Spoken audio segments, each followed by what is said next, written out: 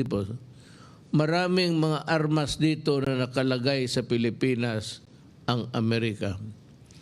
And do you know that they are slowly converting Subic into an American base? Yan ang naging pahayag ni Pangulong Duterte sa kanyang public address Lunes ng gabi.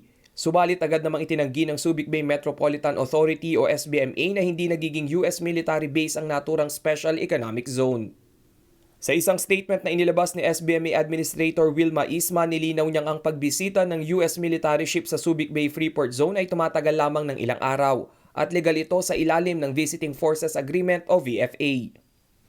Kadalasan ay para lamang ito sa re-embarkation at disembarkation ng tropang militar kung may military exercises sa ilalim ng Visiting Forces Agreement. Ipinunto rin ni Isma ng SBMA ay pumuposisyon upang maging self-sustaining industrial, commercial, financial at investment center para sa mga local at foreign investors.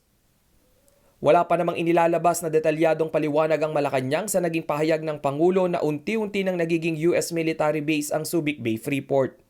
Una naman nang sinabi ng Pangulo na kinakailangang magbayad ng Estados Unidos kung nais nilang mapanatili ang Visiting Forces Agreement. Agad niya ring nilinaw na hindi ito extortion o pangingikil at sinabing ito'y bahagi ng kanyang constitutional power sa pag-implementa ng foreign policy ng bansa. Nagsimula ang Visiting Forces Agreement noong 1999, 8 taon matapos ibasura ng Senado ang extended stay request ng tropang Amerikano sa Subic at Clark Air Base.